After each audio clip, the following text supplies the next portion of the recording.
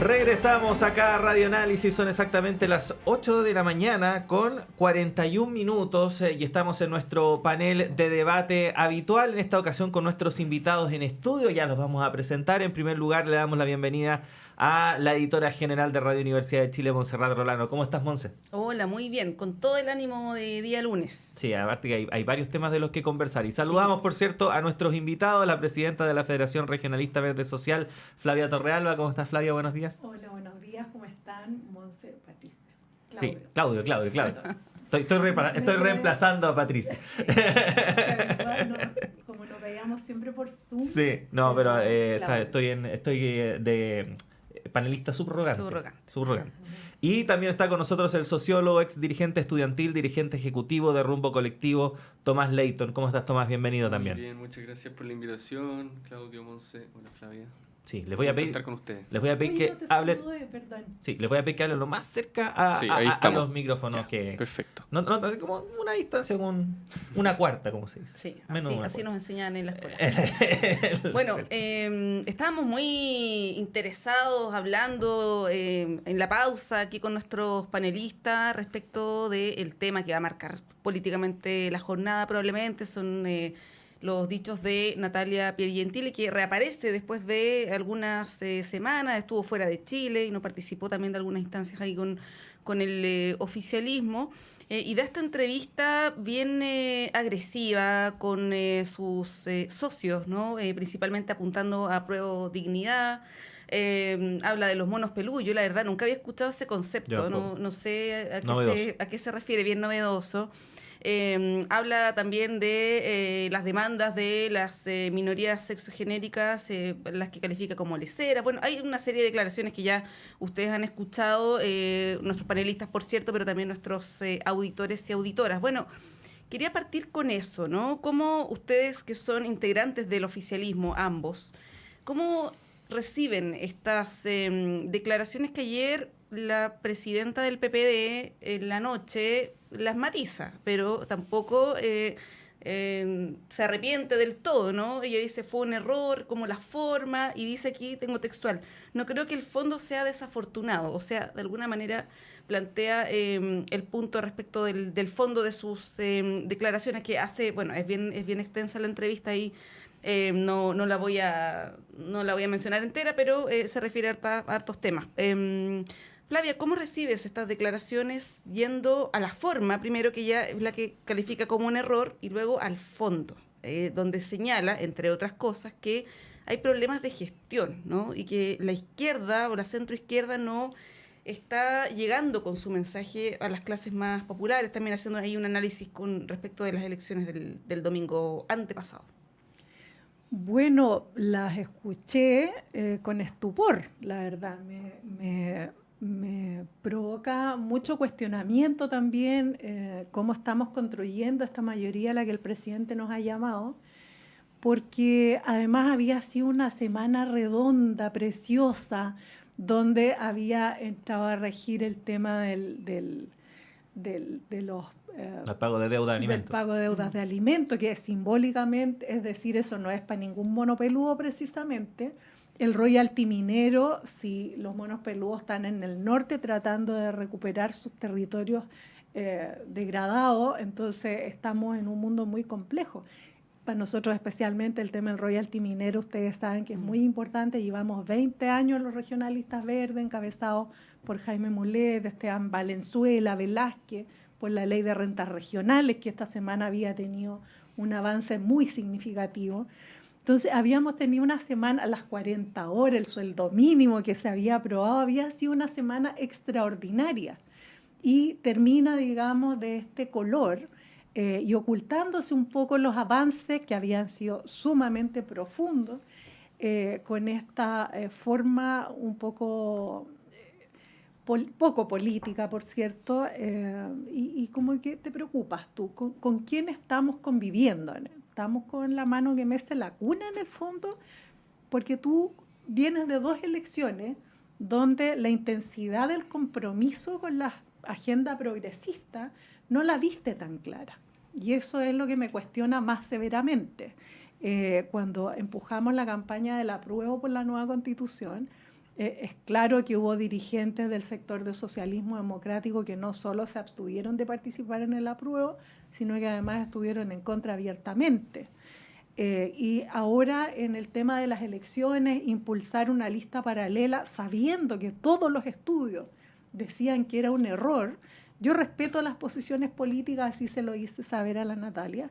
Se la estaba jugando por una tesis que todos sabíamos que estaba equivocada. Axel Callis había mostrado frecuente y recurrentemente que el electorado había cambiado por la estructura etaria, por un montón de aspectos, pero bueno, si el tema es que uno asume una tesis y después se tiene que hacer cargo del resultado. Entonces, es como cuando los curados llegan enojados, pateando la puerta para que no los reten.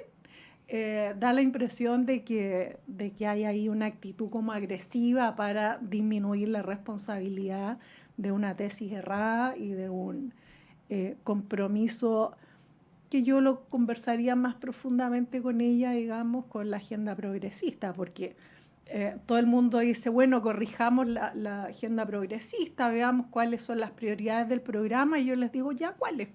¿Qué vamos a sacar? ¿Vamos a sacar vivienda? ¿Quieren sacar salud?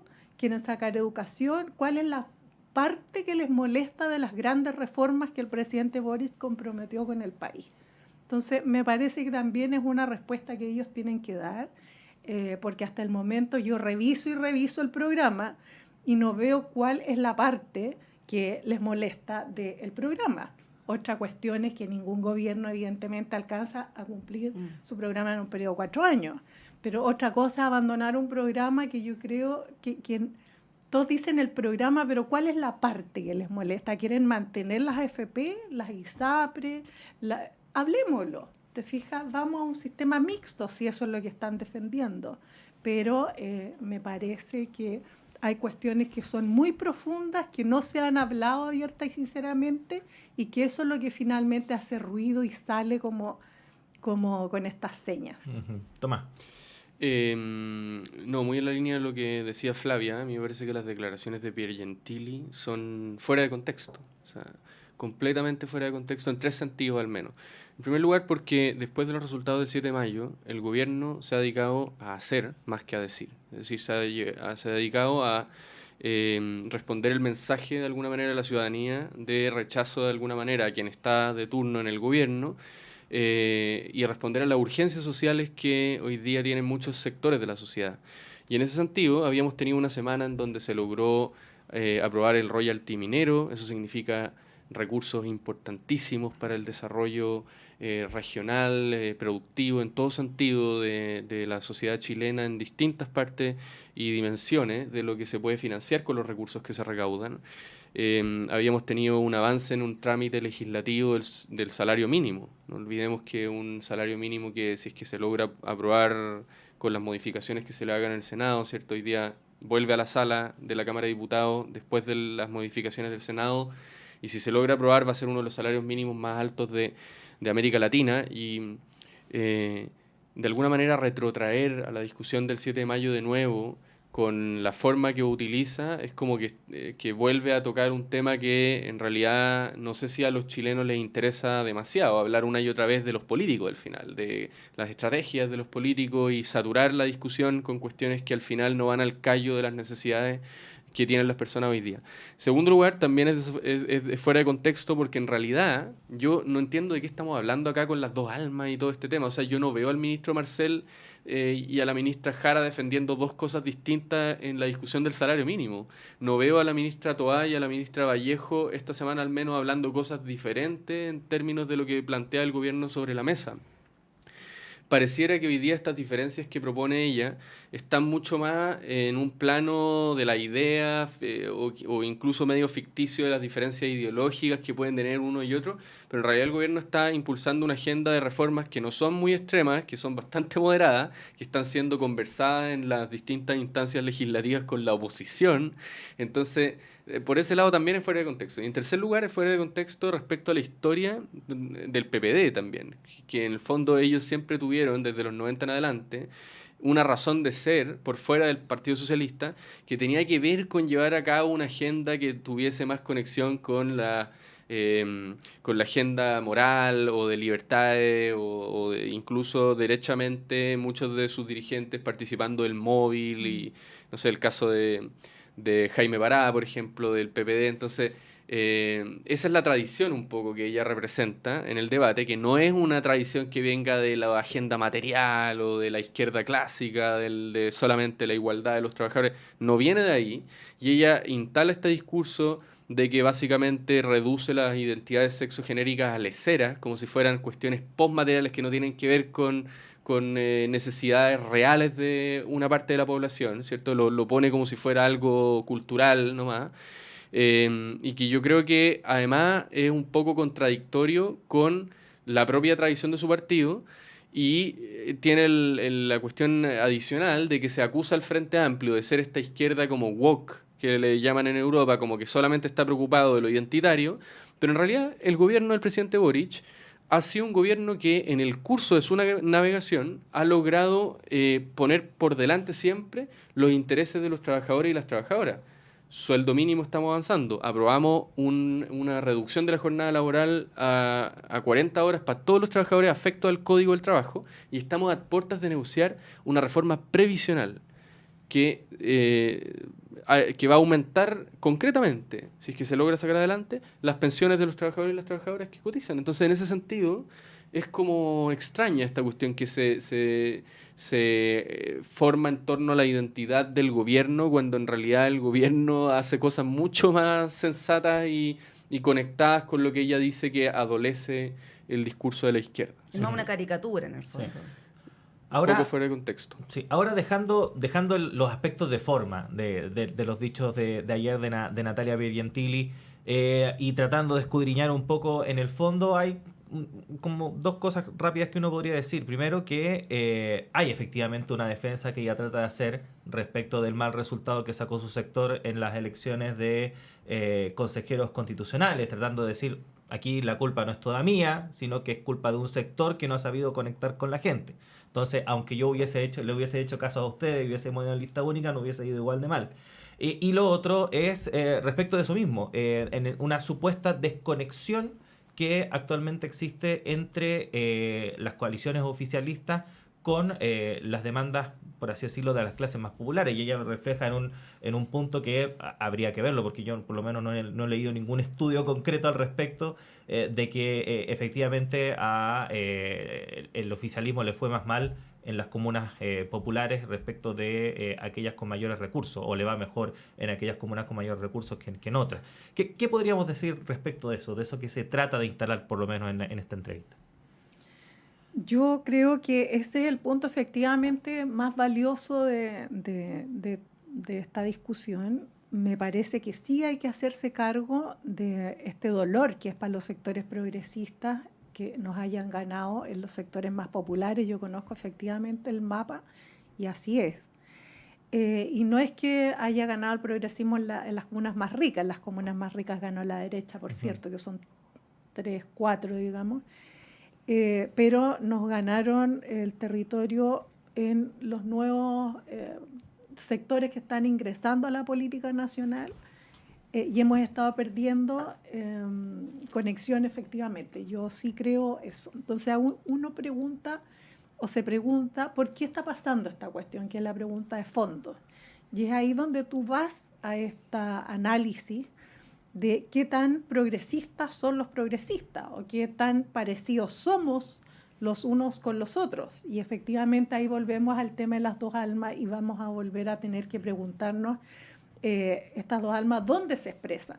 Porque efectivamente, como Tomás dice, en el gobierno hay un solo cuerpo, diría yo, tratando de impulsar reformas intensas, principalmente para la gente a la que nosotros queremos afectar, que es la gran mayoría de la población. Pero el tema es desde dónde estamos haciendo política los partidos políticos que somos parte de esta gran y amplia alianza.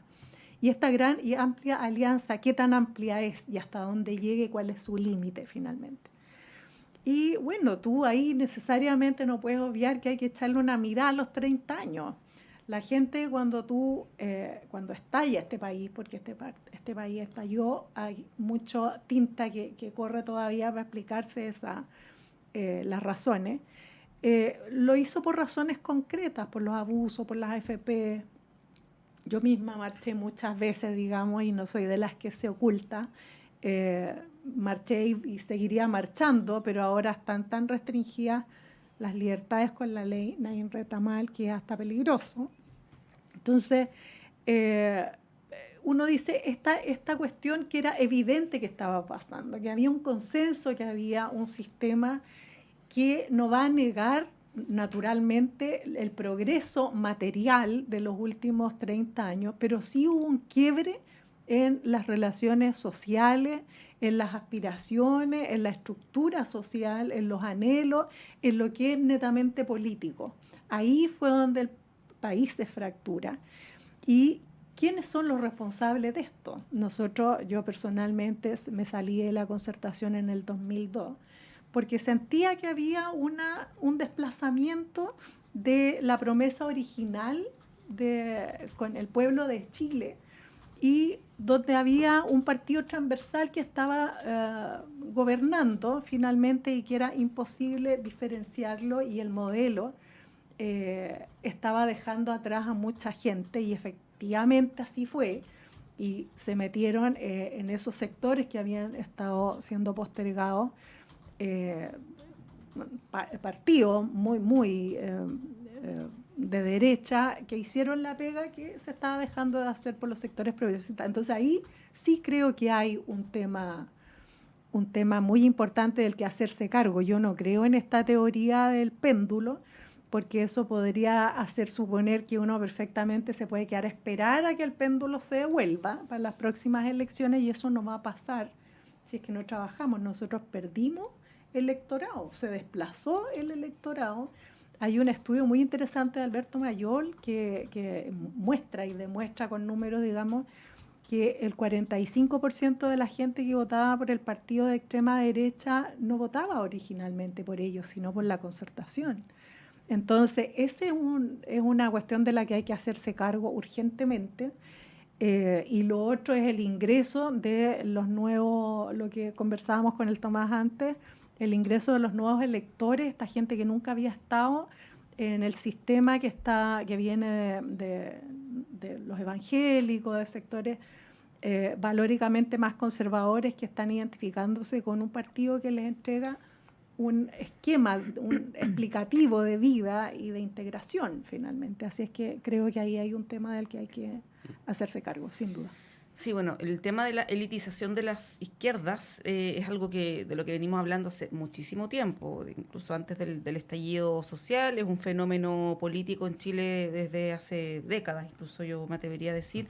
Y no solamente de acá. Y no solamente de nuestro país. Ahora, ese diagnóstico, si bien es correcto y es compartido, me imagino, por todo el sector, cuando se habla, que lo hizo José Toro también, cuando se dice todos somos culpables, José Toro dijo no solamente los partidos, los parlamentarios también, hasta los alcaldes, a propósito del 7 de mayo, cuando todos tienen la culpa pareciera que nadie la tiene, ¿no? Y no se asumen las responsabilidades. Y ahí quiero ir puntualmente al caso del PPD. Hoy día hay comité político en La Moneda, me imagino, Flavia, que vas a asistir. Está confirmada la presencia de Natalia Piergentili también. Y me gustaría quedarme un segundo contigo antes de darle la palabra a Tomás respecto de ese punto, ¿no? De cómo se mantiene una relación de colaboración política, en este caso con la coalición o las coaliciones, en este contexto. ¿Cómo quedan las confianzas después de esta declaración? Yo leí algunas opiniones que plantean que Natalia tenía que dar un paso al costado. Hay quienes ya se están replanteando esta alianza con el PPD. Yo no sé, y ahí te lo pregunto también, si el PPD es el problema. Uno escucha a Carolina Toá y es una posición muy, muy alineada con el gobierno. ¿Cómo quedan las relaciones con el PPD y particularmente con su presidenta después de estos dichos? Mira, la Natalia pidió disculpas en todos los tonos. Me parece que eso ya es un avance para reconstruir confianza, si es que las confianzas se pudieran reconstruir. Pero tú tienes razón, hay un tema, digamos, que es más profundo, y es donde si somos todos culpables, entonces Fuente Ovejuna es el responsable. No funciona así la cosa, porque hay efectivamente gente más responsable que otra. Y aquí hay que determinar primero, es que uno no se puede reconciliar si no parte de la verdad. La verdad histórica es una base, digamos, para reconstruir cualquier relación de confianza, ya sea en temas de derechos humanos, en las relaciones humanas, en las relaciones políticas. Entonces uno tiene que establecer su base nueva para reconstruir confianza desde asumir las responsabilidades que les caben a algunos más que otros. Pero sin duda que aquí hay dos cuestiones que yo quiero mencionar. Perdona, Tomás, dame un segundo, Adelante, me quedo adelante. callada. Creo que este fenómeno de la elitización de las izquierdas es una cuestión que analizan harto los cientistas políticos y les gusta harto el análisis post-fenómeno, digamos. Pero cada país tiene su peculiaridad. Sin embargo, yo quiero poner atención en lo que pasó en Chile, con un quiebre institucional que hubo del que todavía no se ha tomado suficiente peso. El voto obligatorio fue siempre una conquista de la centroizquierda. Yo me dedico a estudiar el voto, por lo tanto, una de las cosas que me llamó la atención cuando estudié mi posgrado en la Universidad de Chile, que la gente, había algunos, como Patricio Navia, que no sabían que había sido voluntario el voto en Chile. Desde ahí surge una tesis, digamos, que tuve que presentar y algunos documentos. Entonces, cuando uno recuerda y lee la trayectoria del pueblo de Chile hacia su ampliación de derechos políticos y sociales y ve que uno de los logros era este voto obligatorio, que además es el elemento que permite regular ese fenómeno de la elitización de las izquierdas. Los gobernantes, los partidos son por definición élites. Todavía no se inventa la forma de una democracia directa y anárquica, digamos. Tenemos que tener estructuras jerárquicas y eso genera una elitización. El tema es cómo estas élites se someten al juicio popular y al no perder el vínculo con la gente que los elige o que elige y define estas élites, los límites.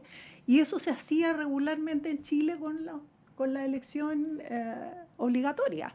Había que corregir, sí, esto que uno se tenía que inscribir en el padrón, pero era naturalmente el voto obligatorio una herramienta para que las élites se sometieran al juicio público y popular cada cierto tiempo, y no que de repente nos encontráramos, y ahí sí que son responsables los 30 años. Uh-huh. Eso fue ese avance de ese discurso PPD precisamente.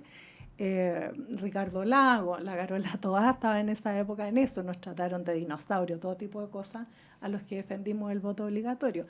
Pero ese quiebre te permitió que la política en Chile en particular, las izquierdas hablaran a su electorado más intenso y más convencido, y lo que estaba pasando abajo no importaba. Y ahí es cierto que la clientelización de la política se hizo más intensa, porque los alcaldes le hablaban a la gente a la que le favorecían preferentemente, los diputados exactamente lo mismo, y los que iban a las candidaturas presidenciales lo mismo. Por lo tanto, esa cuestión sí hay que hacerse cargo, y eso cuando uno habla de los 30 años, no se refiere nunca a los logros materiales, porque es absurdo pensar que un gobierno entre para gobernar y dejar al país peor de lo que lo encontró. Entonces tampoco hay que agradecer, digamos, los logros, porque esos son los compromisos de base de una administración estatal.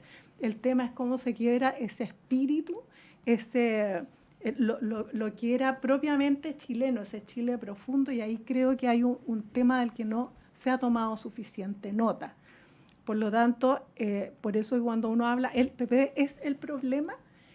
¿Cuál es el problema del sistema político? Y vemos claramente que tenemos partidos que son partidos con un proyecto de sociedad, con una visión, con un plan, además de cómo llevar a cabo esta visión de sociedad, y hay otros partidos que son un estado de ánimo.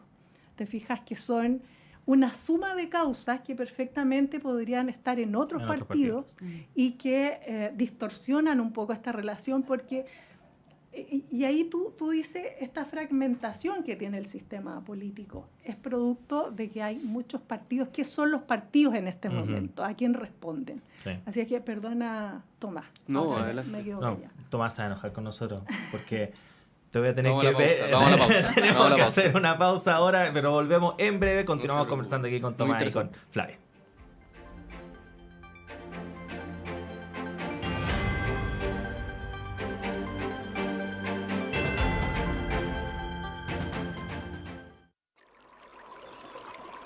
Aguas Trayén o Cascada en Mapudungún es la mejor agua purificada con tecnología de última generación.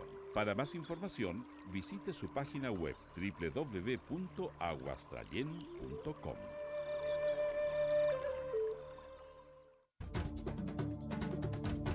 Hola, soy María Olga Mate y te quiero invitar a escuchar todos los lunes a las 5 de la tarde El Gran Teatro del Mundo, un escenario para conversar sobre nuestro rol en la sociedad, aquí en Radio Universidad de Chile, el 102.5 FM. Síguenos en nuestras redes, te esperamos.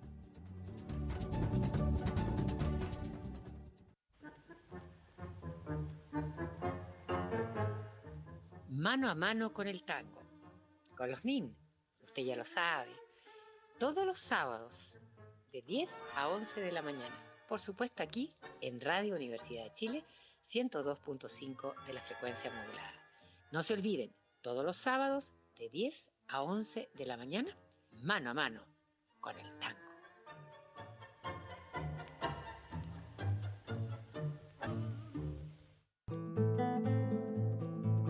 Hola, soy Luis Mesina y les quiero invitar a todos y a todas para que sintonicemos todos los días viernes de 16 a 17 horas en Radio Universidad de Chile el programa Debate Social, donde estaremos discutiendo, debatiendo, conversando con amigos y amigas sobre la realidad nacional, especialmente del mundo social. Así que quedan todos invitados e invitadas a escucharnos.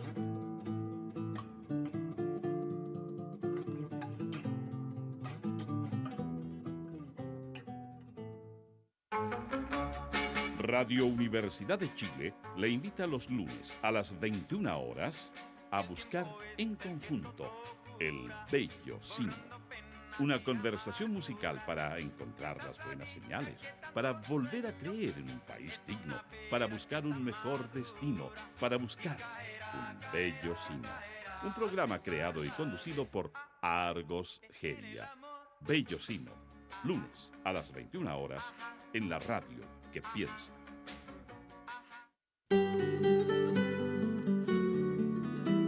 Radio Universidad de Chile los invita a disfrutar de una noche única de poesía y música este próximo viernes 26 de mayo en Sala Máster a las 19:30 horas en punto, junto a dos de los cantautores más destacados de la escena musical chilena de los últimos años, Manuel Huerta y Patricio Navalón. Después de casi 2 décadas se reúnen nuevamente en este escenario a trenzar versos y acordes en un concierto íntimo, poético e iluminado por la tradición trovadoresca medieval y la lírica de importantes poetas nacionales e internacionales. Además, contarán en esta cita con un invitado de lujo, el destacado poeta y actor nacional Pedro Vicuña, en lo que promete ser un concierto mágico e inolvidable. Arte Poética en Sala Máster de Radio Universidad de Chile, Miguel Claro 509 Providencia, este viernes 26 de mayo a las 19:30 horas en punto y con transmisión en directo por el 102.5 FM y online en radio.uchile.cl. Entradas a la venta a través de www.portalticket.com.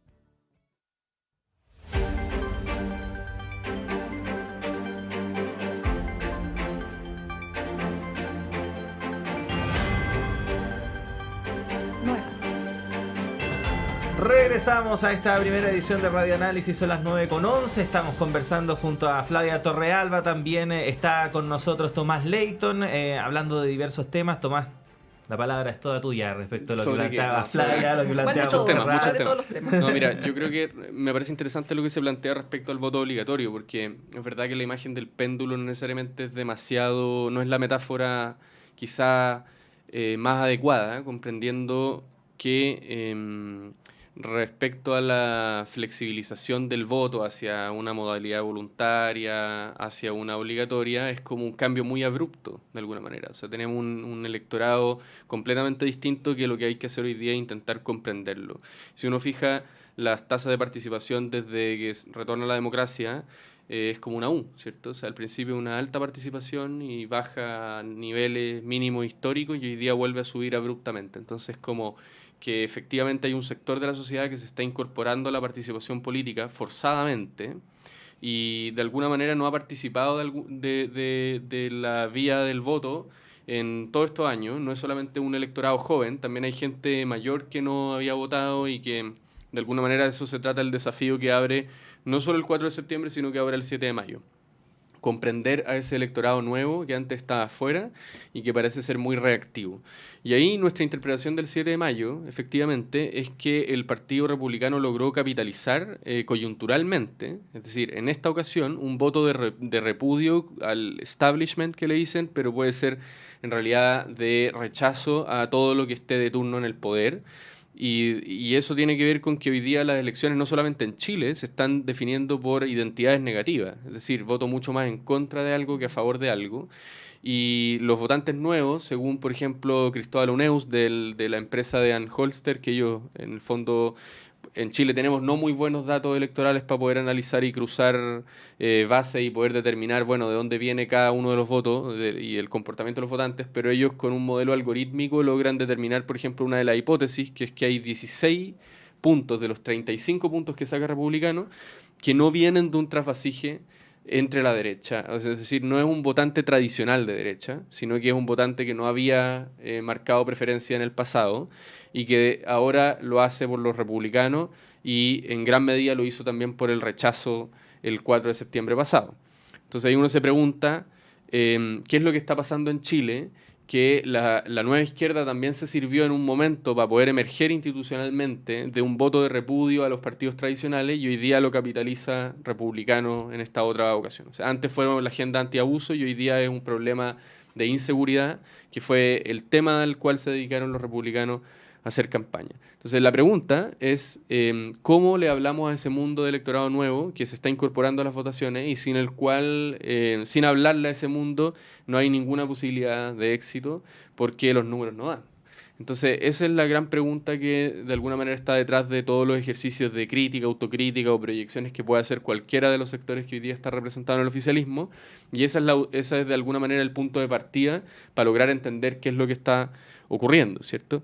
Katia Araujo, por ejemplo, ha dicho hace mucho tiempo que en Chile hay un problema de autoridad no resuelto y que hoy día tiene traducción política, que es el repudio, de alguna manera el voto castigo, el voto protesta, como han dicho otros analistas, ¿cierto?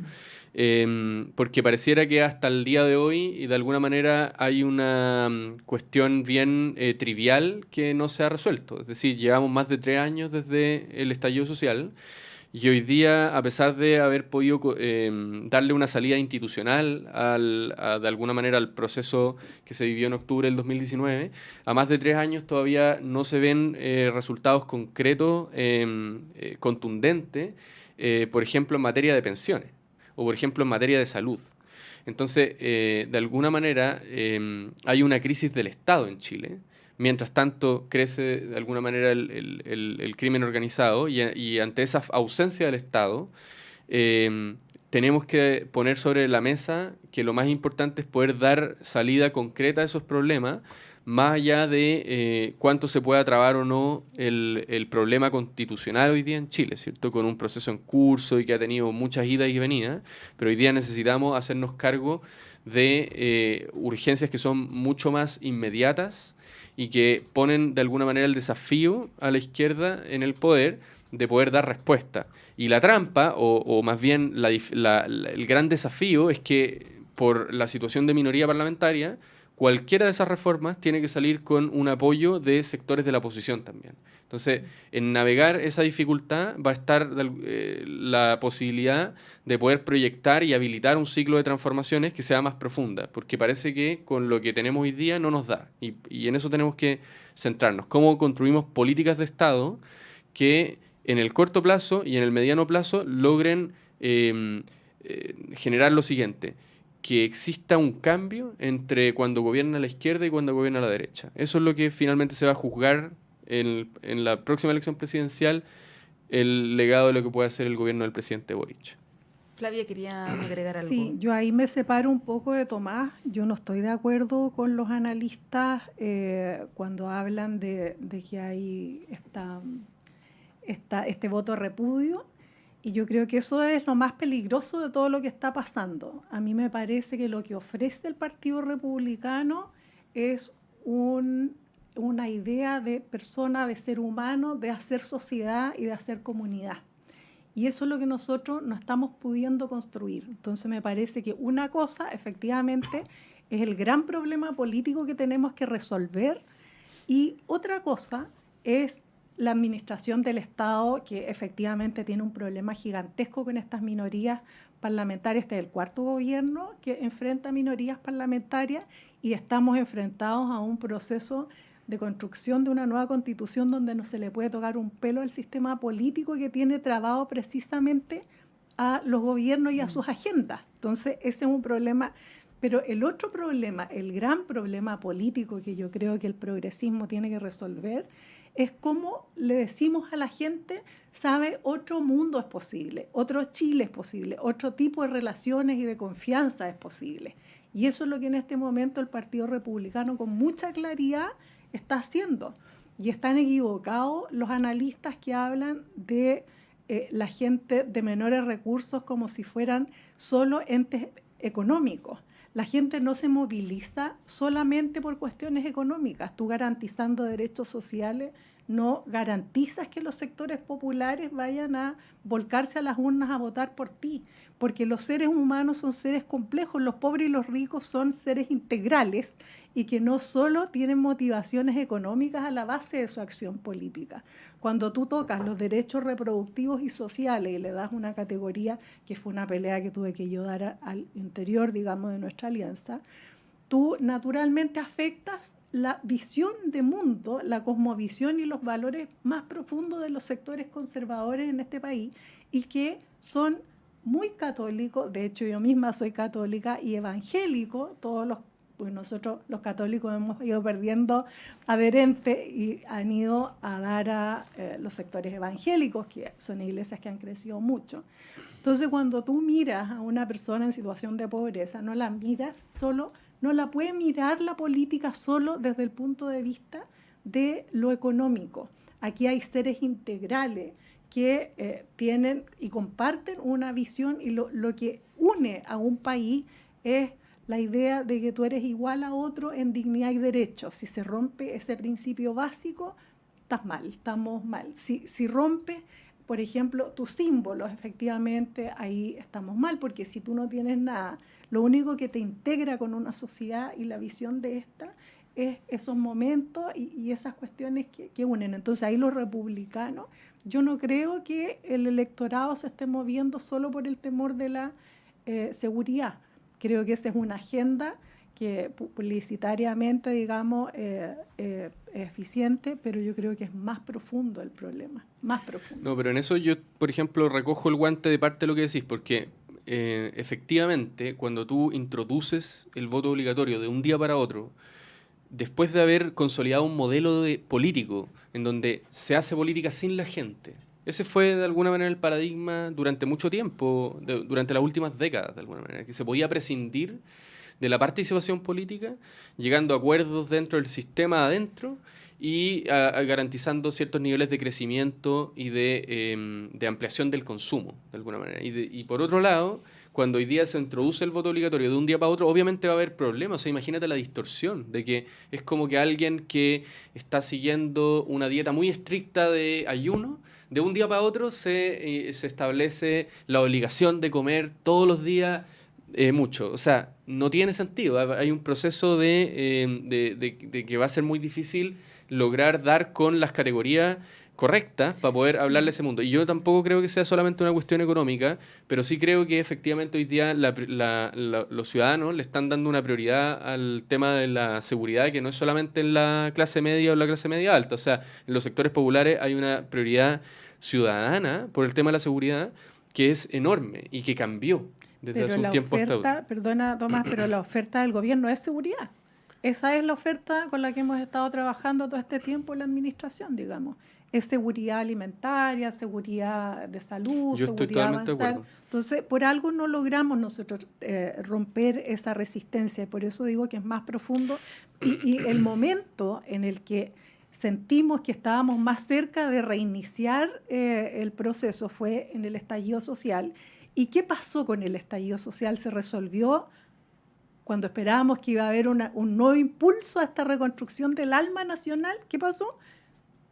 El mundo político se rearticula y da una salida institucional, direccionada, y otra vez quedamos en exactamente la misma situación. Bueno, pero todos los que participamos del proceso constituyente... Nosotros no participamos. No, pero de alguna manera llevaron candidatos durante el proceso. Sí, claro, pero nosotros el tema de la firma de noviembre no la hicimos precisamente porque era no hacerse cargo de lo que era evidente que estaba pasando. Está bien, pero el problema constitucional iba a tener otros tiempos. En eso podíamos acordar. O sea, cuando tú inicias un proceso constituyente, después en un momento álgido, es decir, las soluciones que requiere lo que se está demandando en la sociedad son más profundas que tramitar una ley, sino que requieren reformular todo el marco institucional que rige y que ordena las leyes, la ley de las leyes, y eso y ahí tenéis 5 años al tiro. Y sí, pero ahí lo hicieron los mismos de siempre. Si lo que nosotros pedíamos era que lo hiciéramos con los movimientos, en la convención yo no sé si fueron los mismos de siempre, ¿no? Porque tuvimos una cantidad de independientes nunca antes eso visto. Es ingeniería electoral. Tú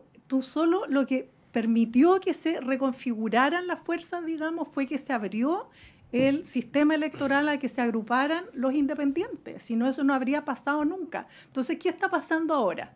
Que quieren cerrar, rebinominalizar el tema, quieren bloquear el sistema, y toda esa gente que ya se expresó, porque además el proceso constituyente ha sido extremadamente mal llevado, extremadamente mal leído. Nosotros necesitábamos reconfigurar nuestra fuerza y volver en otro momento y hacernos cargo de la administración del bienestar. Entonces, ¿qué está pasando ahora? Ahora la genialidad que se les ocurrió es cerrar y bloquear el sistema, ir a rebinominalizar, poniendo requisitos de entrada y no haciéndose cargo otra vez de los problemas de fondo, y van a dejar un montón de movimientos y parapartidos al margen de la institucionalidad y haciendo una presión que va a ser imposible otra vez gobernar. Si esta cuestión está en una fragilidad tremenda porque la institucionalidad está en cuestión y no se le puede tocar un pelo al sistema político porque ya está bloqueado a través de los bordes y las 12 bases. Entonces, yo creo que vamos a tener un problema de proporciones épicas, otro quiebre institucional importante, si es que tú no generas un esquema político que le deje una llave de participación dentro del esquema institucional a todas las fuerzas que están afuera y que ya se manifestaron eligiendo a la lista del pueblo y a todos los que estuvieron en los alrededores de lo que venía tomando las decisiones. Entonces, perdonen, chiquillos, pero rebinominalizar el sistema. Mira, tú puedes tener, te decía Claudia hace un momento, tú puedes tener 2 partidos políticos en Chile. Y si cada congresista se manda solo, vas a tener el mismo problema, porque ese no es el problema, es como vender el sillón de Donoto.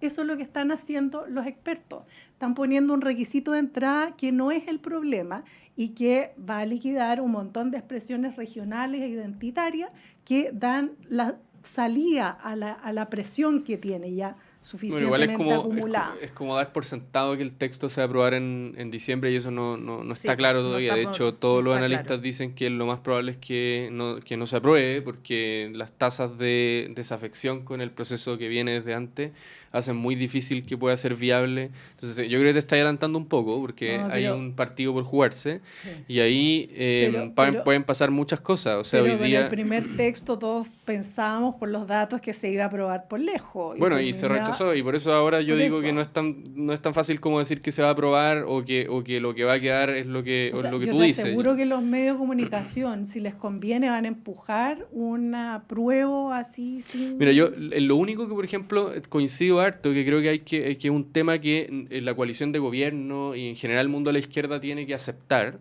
es que es muy probable que este porcentaje de apoyo que tuvo el Partido Republicano, que no estaba votando, tenga una afinidad o una identidad, ¿cierto?, del mundo cristiano.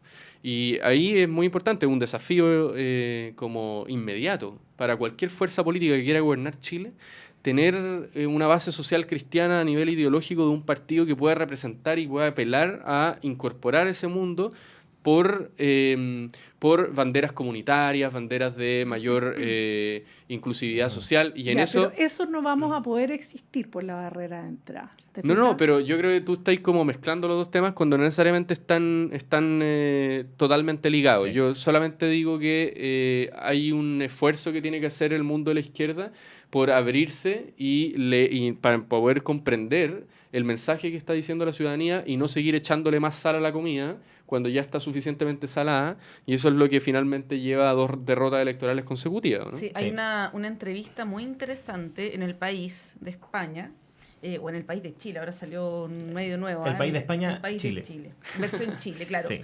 De Noam Titelman, ustedes lo conocen, es Tomás de sobre Rumbo todo, Colectivo, de Rumbo sí. Colectivo, militante de Revolución Democrática, panelista también de nuestra radio, amigo de la casa, que viene hace tiempo haciendo análisis respecto de la situación de las izquierdas en nuestro país. Tiene un libro que sacó hace poquito, y en la entrevista se titula así, que tiene mucho que ver con lo que estamos hablando, por eso lo saco a colación. Dice: el progresismo chileno abandonó al sujeto popular de identidad cristiana. Y una entrevista bien interesante donde hace este análisis que estamos conversando ahora para que la puedan revisar nuestros auditores y auditoras. Bueno, nos quedan poquísimos minutos. 3 minutos. 3 minutos. Y hay algo que de alguna manera tiene mucho que ver con lo que hemos estado hablando y también con la entrevista previa al ministro Cordero, donde se le preguntaba por el tema de la gestión, ¿no? Que es una de las críticas que hace también Natalia Piergentili, gestión, que a este gobierno le falta. El senador Daniel Núñez también hoy día en el Mercurio plantea eso. Y el ministro Cordero me llamó la atención porque hizo una enumeración respecto de todas las cosas que ha hecho el gobierno, por ejemplo, en materia de seguridad, ¿no? Que son muchas, y si uno las compara en este año, infracción incluso es más que la administración pasada, ¿no? Pero eso pareciera no hacer sentido a la gente, ¿no? Y es bien complejo romper con ese círculo. Hay quienes apuntan directamente al director de la SECOM, a Pablo Paredes, también militante de RD, pero pareciera ser una cuestión más compleja que eso, ¿no? Y la gente ya no se está informando ni por el Mercurio, ¿no? Ni por los diarios, ni siquiera por las radios. Es un fenómeno bien complejo. Es como un poco la película Inception, cuando se instala una idea, sacarla dificilísimo. Sí, bueno. ¿Cómo ven eso ustedes desde dentro del oficialismo, ¿no? De romper con ese círculo de la percepción de que el gobierno no está haciendo nada, que no se está ocupando de los problemas de la gente, que hay falta de gestión? En 1 minuto y medio. Sí. 1 minuto cada uno. Bueno, eso es precisamente el volver a hacer política en los territorios como hay que hacer. Esas son, por eso te decía yo qué significa, o les decía, qué significa ser un partido político y ser un estado de ánimo. Un partido político, por ejemplo, nosotros tenemos solo partido en aquellos lugares donde tenemos militantes que puedan hacer política, porque es ahí donde se defienden los logros, principalmente. Y efectivamente, yo creo que ha sido uno de los gobiernos más realizadores. Llevamos 1 año y la cantidad de logros que tiene este gobierno es extraordinario. Y tienes razón, la pregunta es por qué la gente no ve eso o es refractaria a aceptar estos cambios que se han generado. Y es ahí donde la construcción de este colectivo común, ¿qué somos? Cabemos todos en este espacio, es lo relevante. Y yo creo que se confunden los planos efectivamente de lo que es la práctica política partidista, de lo que es la práctica de la gran política. Porque en la política chica, ahí en la mesa de negociaciones, es donde a veces se rompen las confianzas y se quiebra el vínculo con la ciudadanía. Y yo tengo que decirlo, a mí no me permitieron a mi partido llevar una candidata verde cuando en la región metropolitana, tenemos unos problemas pero ecológicos profundos. Los riesgos del tema del agua son intensos. Teníamos que haber dado una respuesta también a temas que son inmediatos y que exigen respuestas también inmediatas. Sí, en política chica no hay... yo conozco mucho la política chica porque es parte de mis responsabilidades. Totalmente. A mí me gusta mucho la política chica, pero tampoco puedo hablar de esas negociaciones. O sea, creo que al final siempre todos los partidos quieren tener derecho a... Solo para redondear... Y tampoco el tema medioambiental es un patrimonio de un solo partido. Eso también... No, pero tú hablas, digamos, en las elecciones hablas con códigos a la gente. Sí. Tú llevas un candidato verde y sabes que hay un compromiso ahí. Tenemos que cerrar, Flavia, por favor, muy breve. Solo muy breve. La política es chica, se está comiendo los logros del gobierno. Y esa es la pregunta que tenemos que resolver. Yo creo que el problema quizás es un poco más profundo que eso. Para cerrar, creo que al final aquí hay una cuestión que se repite mucho. Dicen, dato mata relato. Entonces dicen que cualquier medida que vaya en beneficio de un sector y genere números positivos en una estadística va a finalmente generar la resolución del problema de legitimidad de la política. Eso en verdad no es así, porque hoy día los tiempos de la política son distintos a los tiempos de la expectativa ciudadana. Entonces uno puede hacer muchas cosas en materia de seguridad desde el Estado, pero que eso se refleje en el mediano plazo, en cambios concretos, va a tardar más de lo que tiene la expectativa del ciudadano. Y eso es un problema que aqueja a las democracias de todo el mundo y que tiene que ver con esa desincronización entre los tiempos de la política y los tiempos de la sociedad. Y es un problema epocal, no es solamente una cuestión que le toca al gobierno de turno. Entonces, también ahí hay una cuestión que yo creo que le va a tocar a quien gobierne en el país, sea de izquierda o derecha, resolver esa distancia temporal entre las expectativas de las personas y lo que se logra ejecutar en política pública en el largo plazo, en lo inmediato, ¿cierto? Entonces, bueno, hartos temas que quedan para una próxima ocasión. Los esperamos tener nuevamente acá en la radio, tanto a Tomás como a Flavia. Agradecerles que hayan estado con nosotros y que tengan una buena jornada. Muchas gracias. Igualmente, un abrazo para todos los auditores y auditoras y para ustedes, agradecimientos por la invitación. Gracias, Flavia, Tomás. Nos vamos volando a la pausa. Sí. Ya regresamos. Excelente.